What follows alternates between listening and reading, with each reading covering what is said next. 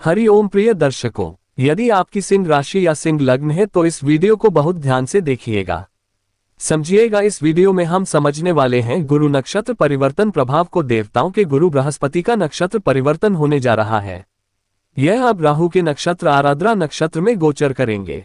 14 जून से लेकर 13 अगस्त तक, यानी कि लगभग 2 महीनों का समय होगा। इसकी हम चर्चा करेंगे। हमने इससे पहले मंगल की चर्चा की थी। कुछ समय पहले 7 जून को मंगल ने अपना राशि परिवर्तन किया, बहुत लंबे समय के बाद, और हमने चर्चा की थी कि मंगल अब जैसे ही सिंह राशि में आ रहे हैं तो षडाष्टक योग बनने जा रहा है मंगल और शनि का, जो कि अच्छा नहीं है।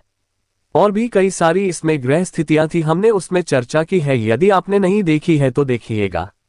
हमने थंबनेल में लिखा था कि बुरी तरह फंसेंगे मंगल, और देखिए अभी जस्ट मंगल का षडाष्टक योग प्रारंभ ही हुआ है 7 तारीख को, और अभी कल जो है तो ये दुर्घटना घटी, हवाई जहाज क्रैश हुआ, जो कि बहुत ये ऐसी घटना है। इससे अब एग्जैक्ट तो नहीं मालूम पड़ा, परंतु लगभग 250-300 लोगों को बहुत नुकसान हुआ। कोई उसमें से शायद 1 जन बचे हैं।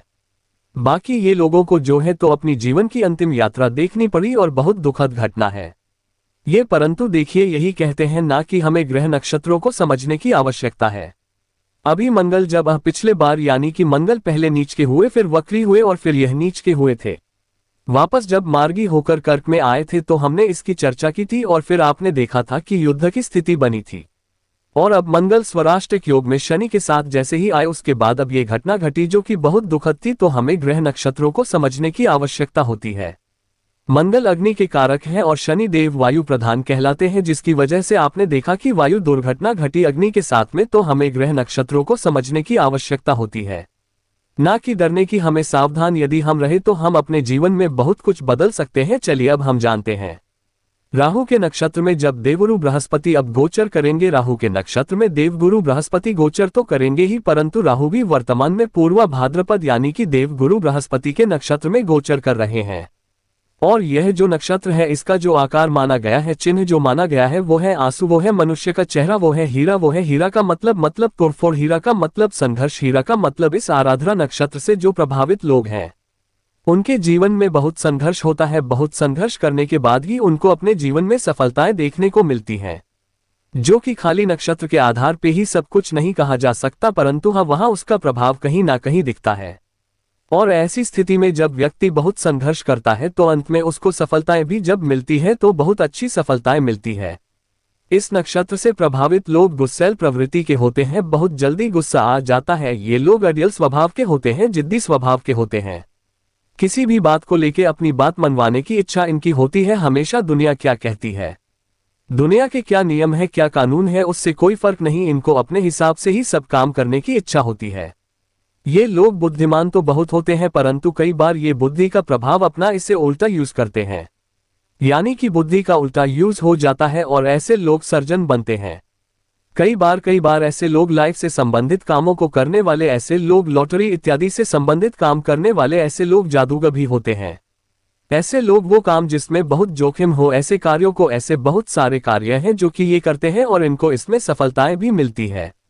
तो इससे प्रभावित लोगों की यह स्थिति होती है, और इससे यदि आप प्रभावित हैं तो कहीं ना कहीं आप देखेंगे कि यह चीजें ये प्रोफेशन में है तो कहीं ना कहीं इसका भी प्रभाव देखने को मिलता है। राहु के नक्षत्र में देवगुरु बृहस्पति का गोचर करना, और लगभग 2 महीनों के लिए इनका गोचर काल जो रहने वाला है, ये कैसा फल देगा, क्योंकि यहाँ पर एक दूसरे के नक्षत्र में ये गोचर कर रहे हैं। और वर्तमान में यदि सिंह वालों के लिए देखा जाए तो ये आय भाव आपके 11वें भाव में देवगुरु बृहस्पति मिथुन राशि में गोचर कर रहे हैं। राहु महाराज आपके 7वें भाव में गोचर कर रहे हैं। यहाँ पर एक चीज ये ध्यान में रखिएगा कि ये जो आराधना नक्षत्र है राहु का नक्षत्र है, परंतु साथ में बुध का भी इसमें प्रभाव होता है। बुध क्योंकि यह मिथुन राशि के अंतर्गत आता है, इसलिए बुध का भी प्रभाव देखा जाता है। और यहाँ पर जब हम नक्षत्र की चर्चा कर रहे हैं तो आपको थोड़ा ये समझना होगा कि अब जैसे हम सिंह की चर्चा करेंगे कि सिंह वालों को कैसा फल मिलेगा, तो इसमें समझने की आवश्यकता है कि जो सिंह राशि है वो एक नक्षत्र से नहीं बनी हुई है, 2.25 नक्षत्रों से, तो हर नक्षत्र का अपना अलग प्रभाव होगा। इसीलिए सिंह राशि को जितने लोग हैं सबको एक जैसा प्रभाव नहीं मिलेगा, किसी को अच्छा किसी को बुरा, क्योंकि यह अलग अलग नक्षत्रों में इनका प्रभाव देखने को मिलने वाला है। क्या प्रभाव देंगे ये समझते हैं। देवगुरु बृहस्पति आपको धन देने वाले हैं। देवगुरु बृहस्पति धन का लाभ कराएंगे। कहीं पैसा अटका हुआ है कहीं रुकावट है पैसे में या आप इनकम करते हैं जैसे भी नौकरी इत्यादि या बिजनेस, वहां पर कोई बाधाएं आ रही हैं। फाइनेंस में उनको ये दूर करेंगे। इस समय अचानक कई सारे आपके काम बनेंगे, लगेगा कि भैया अचानक ये कैसे चीजें संभव हो पाए। और जो आप काम करते हैं, यदि नौकरी करते हैं, आपके ऊपर कोई है, उसका बहुत ज्यादा प्रेशर था, बहुत ज्यादा बॉस का दबाव था, अब ये कम होगा। ये बहुत अच्छी बात है। बड़ों के साथ यदि मतभेद था, बॉस के साथ या कोई भी बड़े हैं आपके, उनके साथ मतभेद था, तो वो कम होगा। परंतु राहु भी आपको प्रभावित करेंगे। आपको दाम्पत्य जीवन में थोड़ा सा सतर्क रहना है। नए रिश्तों की शुरुआत यदि करने जा रहे हैं तो थोड़ा सावधान होने की आवश्यकता है। दाम्पत्य जीवन और व्यापार में भी सतर्कता रखने की आवश्यकता है, क्योंकि कई बार कुछ लोग गेम खेल जाएंगे आपके साथ है ना, और राहु का प्रभाव आपके लग्न में होगा और धैर्य से भी आप प्रभावित हैं, जिसकी वजह से यहाँ पर कई बार मानसिक तनाव की वृद्धि और भ्रम की स्थिति भी बनने वाली है।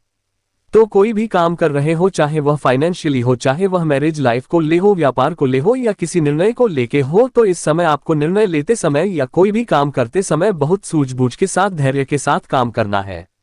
क्योंकि राहु के पास जो सबसे बड़ा अस्त्र है वह है भ्रम। तो लोगों को ये सबसे पहले भ्रमित ही कर देते हैं और आपके केंद्र से ही संबंध, लग्न से ही संबंध बना रहे हैं, जिसकी वजह से यह भ्रमित करने की पूरी तरह कोशिश करेंगे। तो आपको भ्रमित नहीं होना है। अपने मान सम्मान का ध्यान रखिए और लोगों से और विपरीत के साथ पूर्ण सम्मान के साथ मिलजुल के रहिए, तो ये आपके लिए अच्छा रहेगा। रही बात की उपाय क्या करना चाहिए, तो उपाय के रूप में हनुमान जी की आराधना करिए। हनुमान जी की आराधना सर्वश्रेष्ठ है, जिससे राहु और देव गुरु बृहस्पति दोनों के अच्छे फल आपको मिल सकते हैं। परंतु मैं हमेशा कहा करता हूं कि कभी भी कोई भी निर्णय लेना है, अपनी पर्सनल कुंडली विश्लेषण करने या करवाने के बाद ही निर्णय लीजिए। क्योंकि यदि आप मात्र गोचर के आधार पर निर्णय लेते हैं, कई बार वो चीजें सही होंगी, कई बार नहीं होंगी। इसीलिए कुंडली विश्लेषण के बाद ही निर्णय लें। वीडियो देखने के लिए बहुत बहुत धन्यवाद।